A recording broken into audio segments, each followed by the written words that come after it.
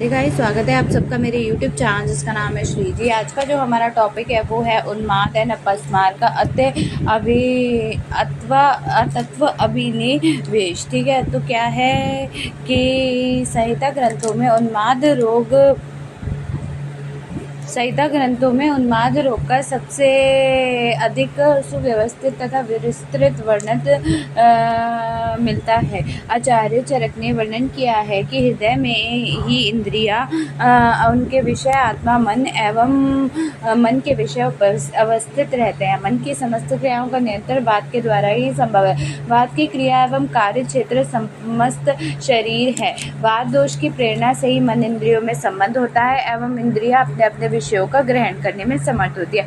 आचार्य सुश्रुत के अनुसार मदबूचा, संन्यास आदि रोग की संज्ञावाही नाड़ियों में दोषों में आवृत हो जाने पर मनुष्य का विवेक नष्ट हो जाता है और वह पृथ्वी पर गिर जाता है। आचार्य चरक ने इस विषय में स्पष्ट किया कि रस, रक्त तथा चेतनावाही स्रोतस में अवरोध के कारण चित्त के दुर्बल स्थान को वात दोष आक्रांत करके मन को शुभ कर संज्ञा का सम्मोहन कर देता है। इस प्रकार ये स्पष्ट है कि आयुर्वेदिक संहिताओं में संज्ञा व स्रोतस का संकेत रूप में उल्लेख मिलता है। मनोवय स्रोतस का अलग से विस्तृत वर्णन संहिता ग्रंथों में प्राप्त नहीं है। केवल यत्र तत्र विकीर्ण रूप में इस विषय का उल्लेख मिलता है। मनोवय अथवा संज्ञा व स्रोतस के संदर्भ में आचार्य चक्रपाणि का उद्धरण अत्यंत महत्वपूर्ण है। आचार्य चक्रपाणि के अनुसार यद्यपि मनोवय स्रोतस से अलग वर्णित नहीं किए गए हैं, फिर भी मन का शरीर के साथ स्रोतस या मार्ग है। इस कथन में शरीर के सभी स्रोतों का ग्रहण किया जाता है। विशेषकर मन के हृदय में आश्रित होने हृदय निकलने वाली 10 धमनियों को मनोवय स्रोतस के रूप में समझा जा सकता है। एक अन्य महत्वपूर्ण तथ्य है कि शरीर के विनाश काल की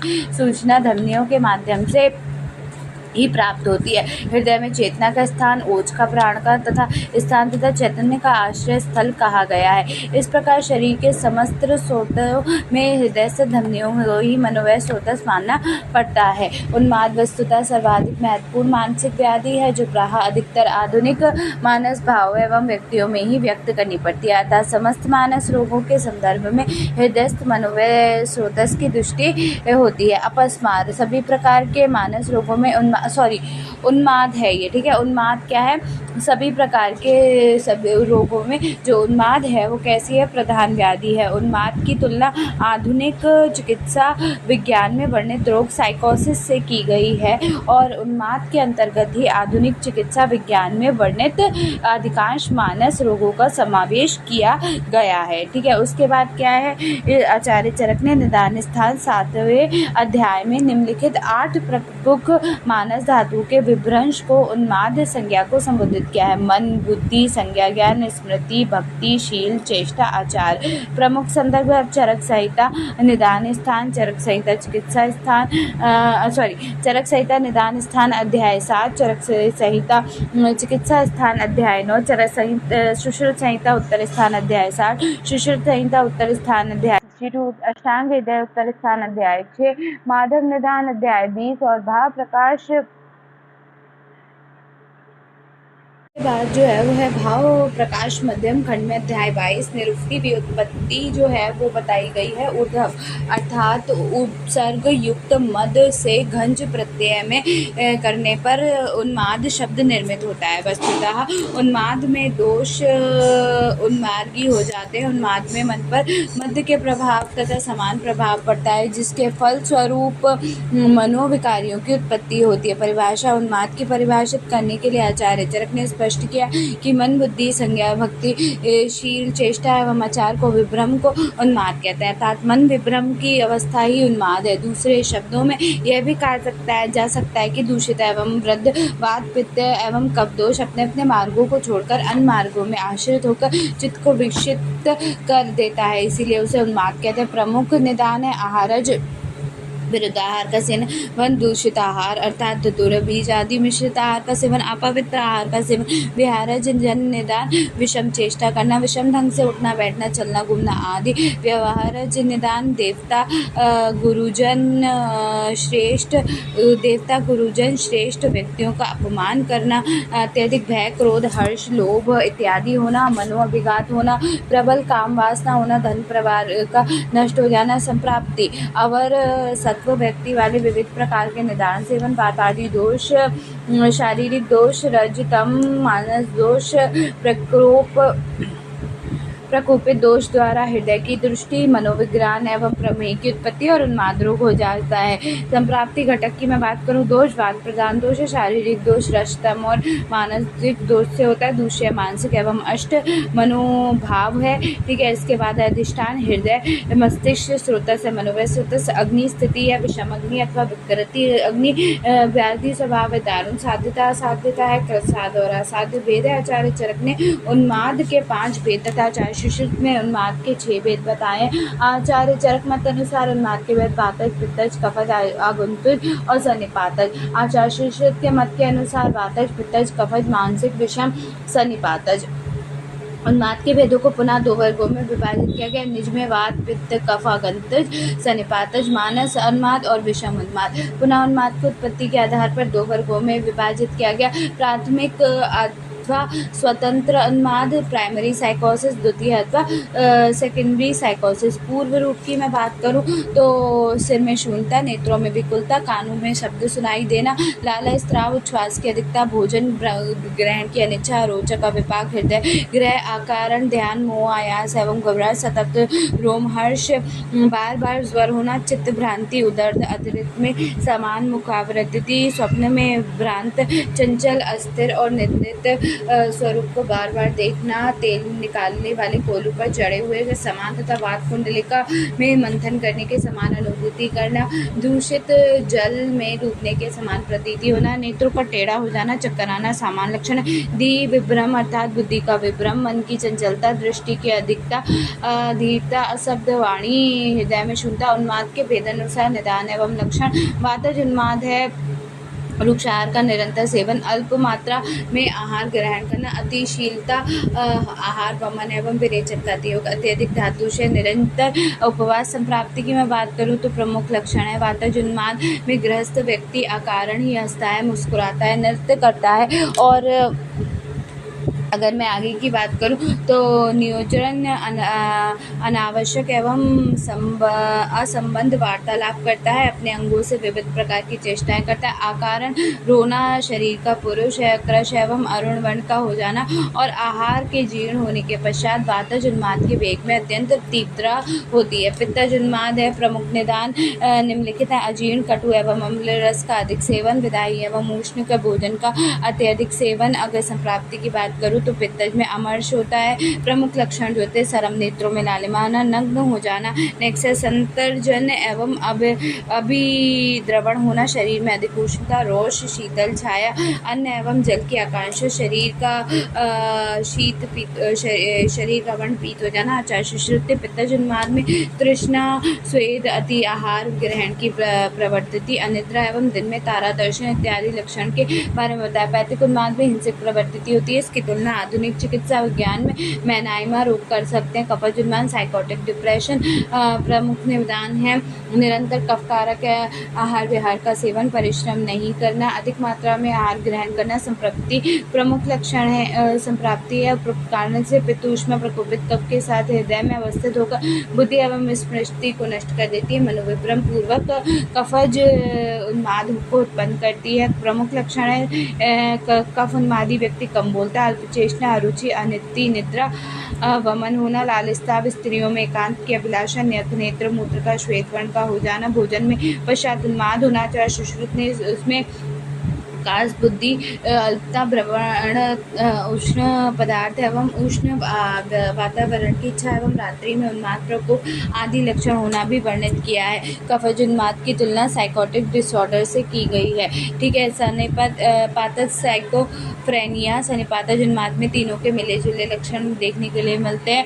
आधुनिक चिकित्सा में इसे साइकोफ्रेनिया नाम दिया गया। मानसिक उन्माद, निदान एवं संप्राप्ति, चोर, पुलिस, शत्रु एवं हिंसक जंतुओं में भय, धन एवं परिवार का नष्ट होना, अति इष्ट काम वासना की आपूर्ति। प्रमुख लक्षण है रोगी द्वारा अनेक प्रकार की विचित्र बातें करना, गोपनीय बातों को व्यक्त करना, कभी हंसना कभी रोना, रोगी का कभी कभी मूड अर्थात संज्ञा रहित होना, मानस उन्माद में शरीर विकृति नहीं मिलती है, यह पूर्णतः मानस विकार है। विषज उन्माद प्रमुख निदान। विषज उन्माद के मुख्य कारणों में धतूरा, भंगा एवं मद्यपान का सेवन करना इत्यादि। प्रमुख लक्षण है नेत्रों में रक्तवर्णता, बल, हिल्यास, चतुरादि, इंद्रियों का कांति में कमी, मुखमंडल दीनता युक्त दिखाई देता है, मुख का श्याप वर्ण होना, कभी कभी मूर्छित हो जाना, रोगी को चिकित्सा शीघ्र नहीं करने के लिए उसकी मृत्यु हो जाती है।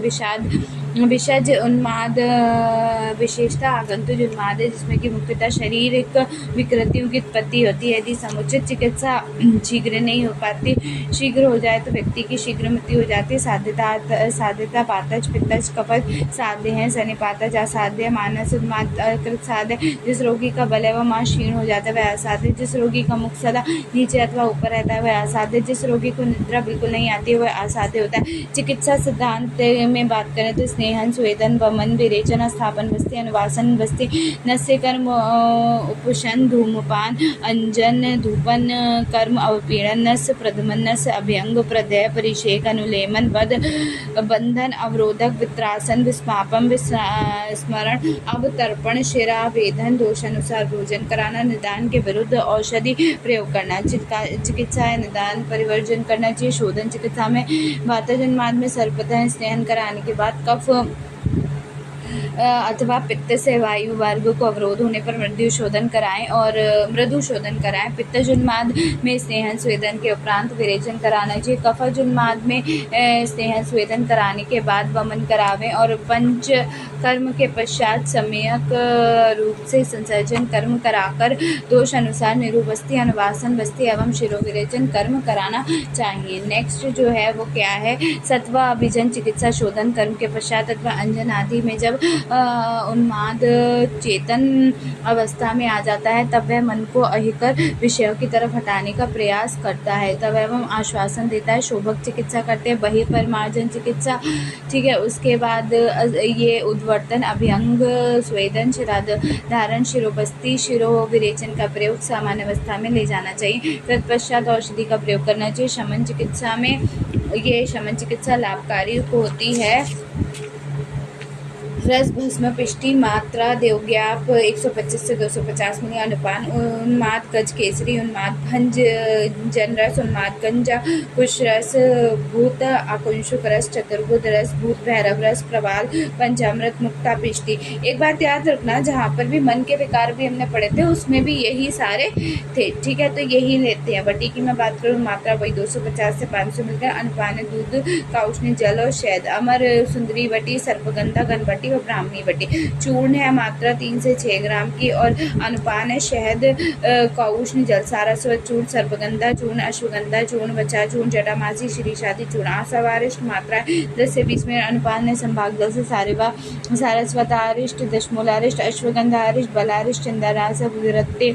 मात्रा है 10 से 20 मिनट, अनुपान है काउष्णी जल से गौदूध, हिंग, वादी वटी, कल्याणक ग्रत, महाकल्याणक, महापेशादी ग्रति, लहसुन आदि ग्रत, स्वल्प चेतस, शिवाग्रत, सिद्धार्थग्रत, भूतारव्रत, महाभूतरावग्रत, शिवा तेल, अवलेह 10 से 20 मिलीग्राम नहीं, अनुपान है गौदूध से, चंद्रावलेह, च्यवनप्राश, ब्रह्म रसायन। अगत की मैं बात करूँ तो मात्रा है आपकी 125 से 250 मिलीग्राम।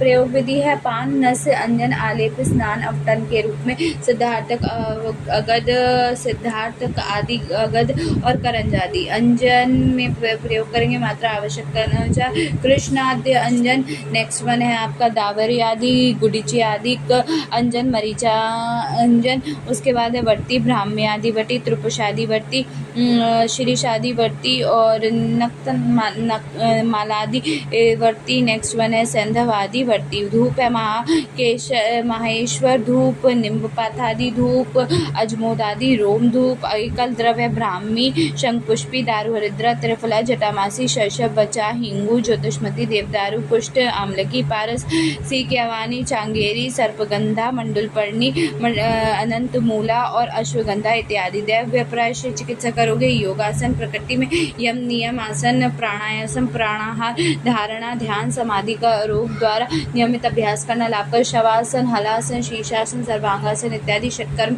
का पालन करना। आदर्श चिकित्सा निदान, परिवर्जन, शोधन चिकित्सा, दैवकृषि एवं सत्व की चिकित्सा, बहिर्परिमार्जन चिकित्सा, उन्माद गंज के रस, इनकी मात्रा एक चतुर्मुख रस दोनों की मात्रा 125 मिलीग्राम ले, प्रवाल पिष्टी 250 मिलीग्राम, स्वर्ण भस्म 125 मिलीग्राम, शहद से 1 से 2 मात्रा भोजन उत्तर, सर्पगंधा चूर्ण 2 ग्राम, अश्वगंधा चूर्ण 2 ग्राम, ब्राह्मी बटी 500 मिलीग्राम, स्मृति सागर रस 250 मिलीग्राम, काउष्णी जल से 1 से 2 मात्रा, कल्याणक घृत 20 मिलीलीटर, गौदूध से 1 से 2 मात्रा में भोजन उत्तर, सारस्वती घृत, अश्वगंधारिष्ट 20 मिलीलीटर, संभाग जल से 1 से 2 मात्रा, पथ्य अपत्य का सेवन, शीर्षासन, हलासन, शवासन, प्राणायाम का अभ्यास, पथ्य अपत्य, पथ्य पुराणाशाली चावल, गेहूं, जौ, रक्तशाली साठी चावल, मूंग, धाउष्ण, गौदूध इत्यादि। ठीक है, उसके बाद अगर बिहार की बात करें, तर्जन, ताड़न, श्वासन, बंधन, भय, हर्ष, आश्चर्यचकित करना, उद्घर्षण, स्नान, निद्रा, अभ्यंग, शीतल लेप, धी, धैर्य आदि में वृद्धि एवं सत्वजन इत्यादि। अपत्य आहार है मद्यपान, विरुद्ध आहार, अति मांस का सेवन, भैंस का दूध, उष्ण पेय एवं खाद्य पदार्थ, उष्ण तीक्ष्ण विदाही आहार, करेला, गर्म मसाला, अचार इत्यादि। बिहार की बात करें, शुदा पिपास, निद्रा के वेग को रोकना, दूध सेवन, अति भार वहन एवं मैथुन इत्यादि। उन्माद मुक्ति के लक्षण है इंद्रियों के विषय बुद्धि, आत्मा एवं मन में प्रसन्नता होना, दोष एवं धातुओं का अपने प्राकृतिक अवस्था में आ जाना। नेक्स्ट है for साइकोसिस is termed as gross impairment in reality testing, mark the disturbance in personality with the impairment in social interpersonal and occupational functioning, mark the impairment in judgement and absent understanding of the current symptoms and behaviour, loss of insight, presence of the characteristic symptoms like the dilution and hallucination. Next one है आपका types की मैं बात करूँ, organic साइकोसिस, functional साइकोसिस। Psychosis is further subdivided into following types: psychorrhea, perineum psychosis, brief reactive psychosis, psychoaffected psychosis, paranoid stage, etiology, genetic factor, family background, physical illness, stressful life events, uneasy social networking, signs and symptoms, impairment of attention in place and person, impairment of memory, impairment of intellectual function, impairment of consciousness, anxiety disorder, psychosis symptoms, humorousness, confabulation, excessive orderliness. Investigation की मैं बात करूँ तो laboratory में haematologically, biologically, serologically test में lead to confirm the diagnosis of underlying systematic disease, radiologically x-ray studies, CT scan, MRI etcetera, ECG, CF analysis, neurophysiological, Wechsler memory scale and intelligent test management, anti psychiatric drug are use to control the agitation and psychotic feature, pimozide is a drug of choice, antidepressant or ECT, electroconvulsive therapy may be needed for secondary depression, supportive psychotherapy, symptomatic treatment. Next one is भूतो उन्माद। क्या होता है? जो कि उन्माद के विशेष अवतार होता है, स्पेशल सिम्बॉलिक साइकोटिस्ट चरक ने भूतो उन्माद के आगंतुक उन्माद जो कि शक से या किसी के श्राप वगैरह इनसे जो लग जाते हैं वो होता है। कभी कभी मन का भ्रम में भी, कभी कभी बच्चों के डर में जो मन में जो डर बैठ जाता है उनसे जो होता है वो भूतो उन्माद होता है। प्रमुख संदर्भ ग्रंथ चरक संहिता निदान स्थान अध्याय 7 में, चरक संहिता चिकित्सा स्थान अध्याय 9, सुश्रुत संहिता उत्तर स्थान अध्याय 60, सुश्रुत संहिता उत्तर स्थान अध्याय 62, अष्टांग हृदय उत्तर स्थान अध्याय 07, माधव निदान अध्याय 20 में इसका वर्णन किया है। तो परिभाषा वही है कि देवग्रह इत्यादि के जो व्यक्तियाँ होती है अपन विशिष्ट मनोविकार समूह जिनका दोष दूसरे के आधार पर निर्धारण संभव नहीं होता उन्हें भूतोन्माद कहते हैं। भूतोन्माद में अनेक प्रकार के विचित्र लक्षण होते हैं। प्रमुख है कि देव, ऋषि, गंधर्व, पिशाच, यक्ष, राक्षस, पितृग्रहों का अपमान, नियम, व्रत, पूजा इत्यादि का अनुचित एवं नियमविरुद्ध ढंग से प्रयोग, पूर्व जन्मकृत एवं वर्तमान जन्म से पाप कर, गृह प्रवेश का प्रकार है देव आदि ग्रह अपने गुण के प्रभाव से मनुष्य शरीर को बिना दूषित के अदृश्य रूप में वेग पूर्वक मनुष्य शरीर में प्रवेश करते हैं, जैसे दर्पण में छाया अथवा सूर्यकांत मणि में सूर्य प्रकाश प्रवेश करती है। देव आदि ग्रहों का आवेश का करना, हिंसा होना, रति होना, अभिचरना होना, देवग्रहों आदि के आवेश का स्थान एवं समय, पाप कर्म आदि आरंभ पूर्व में पाप करते समय, अकेले शून्य निवास में करते समय, चौराहे पर अथवा सायंकाल के पर्व संधि में, अमावस्या पूर्णिमा के दिन, तेजस्वी कला स्त्री से मैथुन करते समय, अनुचित रूप से स्वरहीन अध्ययन करते समय, नियमित विरुद्ध बलि होम मंगल करते समय, यम नियम ब्रह्मचर्य के नियम से, महायुद्ध के समय, देश कुल एवं ग्राम के विनाश के समय, चंद्र ग्रहण एवं सूर्य ग्रहण के प्रसव होते समय, अनुचित ढंग से वमन विरेचन करते समय, द्विज गुरु देवता साधु का अपमान या तिरस्कार करते, धार्मिक कार्य गलत तरीके से करते समय, रात्रि में नगर चौराहा वाटिका शमशान पतिस्थल आदि में अकेले जाने पर, किसी भी कार्य को नियमित ढंग से करने पर, भूतादि ग्रह के प्रकार है, देव ग्रह, गुरु ग्रह, पितृ ग्रह, गंधर्व ग्रह, यक्ष ग्रह, राक्षस ग्रह, ब्रह्म राक्षस ग्रह, प्रसाद ग्रह पूर्व रूप है। देव गौ ब्राह्मण आदि को मारने में रुचि, क्रोध की उत्पत्ति होना, दूसरे व्यक्ति को अपकार में रत रहना, बेचैनी रहना, ओज बल छाया एवं शरीर का हिल्यास होना, स्वप्न में देवादि ग्रह द्वारा धमकाया जाना और प्रेरित होना।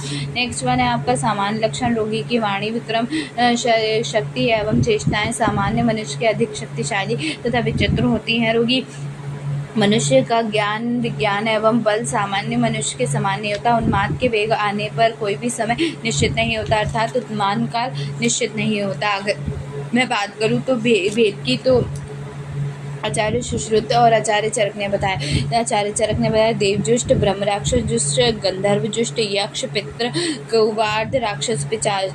वही जो हमारे आचार्य सुश्रुत ने बताया देवजुष्ट, देव शत्रु जुष्ट, गंधर्व, यक्ष, पितृ, सर्प, राक्षस, पिशाच। ठीक है, तो देवोन्मत्त के प्रमुख लक्षण क्या होते हैं? रोगी सदैव संतुष्ट रहता है, पवित्र रहता है, रोगी उत्तम गंध वाला माला की अभिलाषा करता है, निद्रा अथवा तंद्रा नहीं होती, सदैव सत्य बोलता है, निरंतर सत्य में धारा प्रवाह करता है, रोगी तेजस्वी एवं स्थिर नेत्र वाला होता है, आसपास के व्यक्तियों को वरदान, ब्राह्मणों की पूजा करता है, देव शत्रु जुष्ट अत्यधिक संवेदन होता है, रोगी ब्राह्मण गुरु एवं देवताओं का दोषों का वर्णन करता है, रोगी के नेत्र टेढ़े रहते हैं, निर्भीक रहता है, अति भोजन करता है। उसके बाद रोगी को अति आत्मा दुष्ट एवं अशुभ प्रकृति वाली होती है। गंधर्व में क्या होगा? रोगी सदैव प्रसन्न रहता है, नदी तट अथवा उपवन में घूमने में आनंद की अनुभूति अनुभव करता है, शुद्धाचार वाला होता है, संगीत नृत्य में नीला एवं मुस्कुराता है। यक्ष की बात करें तो नेत्र ताम्रवर्ण के रक्तम होते हैं, रोगी पतले एवं रक्तवर्ण के वस्त्र की अभिलाषा रखते हैं, रोगी देखने में गंभीर स्वभाव वाला एवं तीव्र बुद्धि वाला होता है, रोगी कम बोलता है एवं सहनशील होता है, तेजस्वी होता है, रोगी दान कार्य में तत्पर रहता है।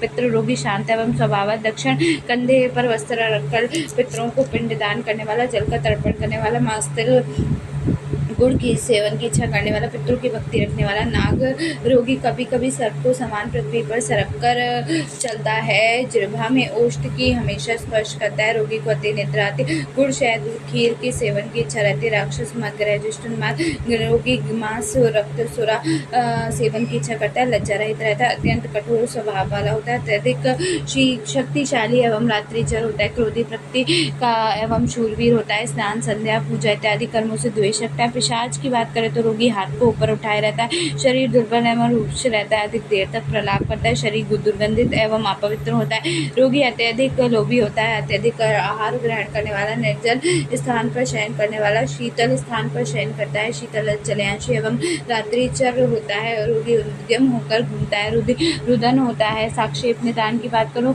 तो भूतोन्माद के अपने विशिष्ट विचित्र लक्षण होते हैं, आसानी से इसका निदान किया जा सकता है, फिर भी कभी कभी भूतोन्माद में रोग अपेक्षित निदान आवश्यक होता है, जिसमें निम्न तालिका में प्रदिश किया है। भूतोन्माद देखो, रोगी का अमर्त्य या मानवेतर व्यवहार रहता है। भूतोन्माद का प्रमुख कारण गृह द्वारा हिंसा, रति अथवा पूजा करना होता है, कोई भी शारीरिक विकृति नहीं होती, केवल ग्रहों के आवेश में फलस्वरूप भूतोन्माद उत्पन्न होता है। उन्माद जो होता है वो दोषानुसार लक्षण के होते हैं, निदान सेवन के उपरांत दोष समोचन होकर लक्षण उत्पन्न करता है। शारीरिक विकृतियाँ एवं व्याधियाँ होती है। वात आदि शरीर दोष एवं रुचतम दोष कारण उन्माद की उत्पत्ति होती है। अगर बात करें भूतोन्माद की तो देव प्रशय चिकित्सा विशेष होती है और उन्माद की तो युक्ति व्यापाश्रय एवं सत्वजन चिकित्सा अधिक लाभदायक होती है। साध्यता असाध्य की बात करें तो पूजा के लिए अवशेष भूतोन्माद रोगी साध्य होते हैं। हिंसा के अभिप्राय से अविश्वसित होने पर उन्माद रोगी असाध्य होते हैं। जिस रोगी के नेत्र स्थूल बाहर निकल आए वह रोगी असाध्य होता है। जो तेजी से चलता हो, मुख में फेन निकलता हो, वह रोगी असाध्य हो जाता है। जिसे अति निद्रा आती हो, अत्यधिक कंपन होता हो, वह रोगी असाध्य। जो हाथी पर्वत वृक्ष से गिरकर महाविष्ट हुआ हो वह रोगी असाध्य। जो रोगी शून्य ज्ञान शून्य होकर हाथों में ऊपर उठाकर दूसरों को मारने के लिए दौड़ता हुआ असाध्य। जिस रोगी के नेत्र अश्रुपूरित होते असाध्य। जिस रोगी में मूत्र मार्ग से रक्त की प्रवृत्ति होती असाध्य। जिसके जिह्वा कट गई हो वह असाध्य। मर्म स्थानों में छेदनवत हो गया हो असाध्य। बोलते हुए वाणी रुक जाती हो अथवा अव्यक्त आवाज निकालती हो तो वह असाध्य। जिस रोगी का शरीर विकृत हो गया हो असाध्य। जिस रोगी में अति तृष्णा उत्पन्न हो गई हो वह असाध्य है। चिकित्सा में आप देव विप्रय से चिकित्सा करोगे, क्रूर कर्म जो है उसका निषेध करोगे, घृत आदि मृदु औषधियों का प्रयोग करोगे। अब अभ्यंचर पूजा यानी कि जो भूतों के राजा देव ईश्वर जगत के स्वामी रुद्र का प्रतिदिन पूजन लाभकारी। देव गौ ब्राह्मण गुरु का पूजन नियमित रूप से, सदाचार तपस्या आध्यात्मिक दान नियम व्रत का पालन करना, बलि प्रदान करना। प्रमुख औषधियाँ भूत भैरव रस, पुराण घृत, सिद्धार्थक घृत, ब्राह्मणी घृत, कल्याणक घृत, मेद्र रसायन, सिद्धार्थक आदर्श चिकित्सा व निदान परिवर्जन, देव प्रशय, सत्वार्जन चिकित्सा, मृदु संशोधन, भूत भैरव, स्मृति सागर, ब्राह्मी स्वरस के प्रकुरता घृत, गौदूत से सारस्वत, संभाग जल से पथ्य अपत्य समुचित पथ्य अपत्य पथ्य जो होता है लघु समुचित, मद में प्रिय लगने वाला आहार द्रव्य, मधु सैंधव, छाटी चावल, शिब्रू, दूध एवं घृत आदि। देव प्रशय कर्म जैसे पूजा, मंगल आचरण, शांति विधान, होम यज्ञ, मंत्र जप, दान, व्रत नियम आदि। अभ्यत्य जो है वो आहार है। उष्ण तीक्ष्ण विदाही आहार, करेला, कुंदूर, तिल पदार्थ, बासी आहार। बिहार की बात करें तीक्ष्ण नस्य, तीक्ष्ण अंजन, तर्जन, त्रासन, वध, अत्यधिक अंधकार युक्त वासन, निर्जन स्थान में शयन करना, रात्रि के मार्ग में गमन करना, ये सब असाध्य है। नेक्स्ट जो टॉपिक है वो है अपस्मार यानी कि एपिलेप्सी, जो हम नेक्स्ट वीडियो में करेंगे। अभी के लिए इतना काफ़ी है। बाय।